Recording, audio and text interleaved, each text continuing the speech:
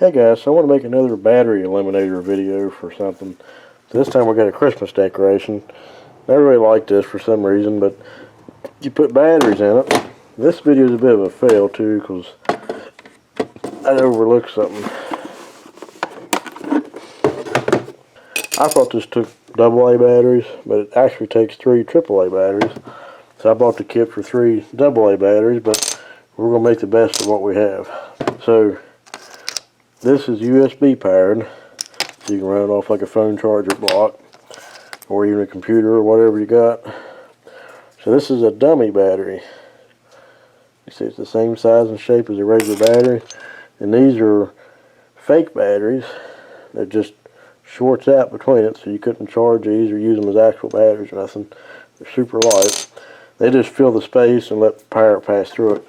Because when you have batteries set up like this, they're actually set up in series. So it would be hooked up like this. And each battery puts out 1.5 volts. So it would be 1.5, 3, 4.5 volts. The output of this is 4.5 volts, which passes through this one and through this one. So you get 4.5 volts across the end of it. So it's kind of confusing. I was going to send this back and get the right one, but since I already have it, I'm just going to cut the wires and solder it in here, kind of like how I did on that other thing. But I want to make a video anyway, just to kind of help somebody out that may not know that this exists. I hate sending stuff back, and yes, they do make this in AAA version, and ones with just one battery, which would be 1.5 volts. 2 batteries would be 3. Like I said, this is 4.5. It goes all the way up to 6 for 4 batteries. So it's very universal, but you have to make sure you order the right one, which in this case I did not. But I still wanted to test it out just to kind of show you. So I got this string light here. It's the only thing I can think of. It's got 3 AA batteries on it. So we're going to run it without the shell on it. It'll still work.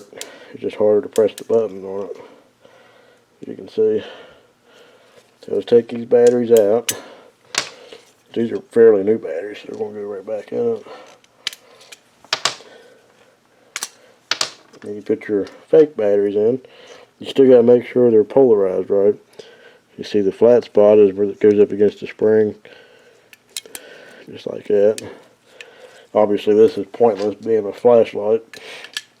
And your fake batteries go in.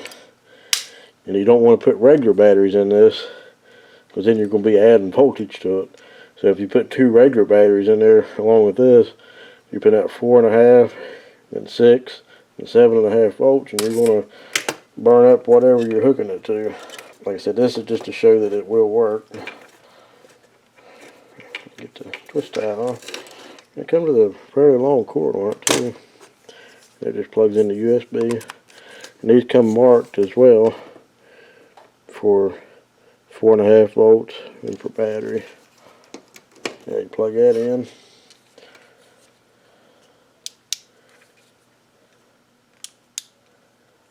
So it works good. So it's running off of house power instead of batteries now.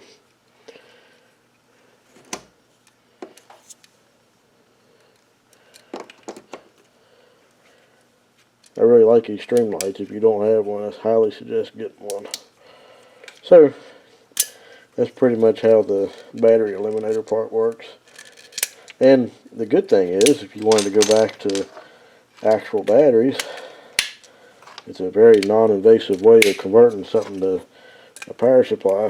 Now you're back on battery power.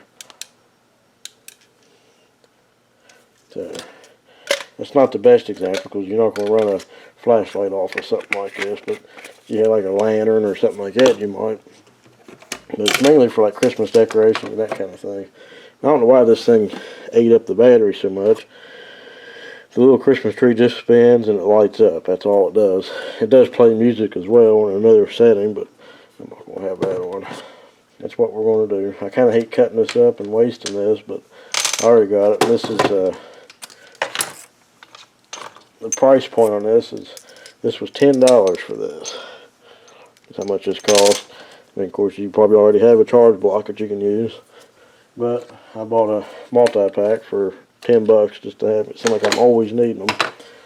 So instead of going to the hassle of sending this back, or even just keeping it and probably never using it and ordering the right one, I'm just going to cut these wires I can always get another power supply and go back to this setup if I needed to.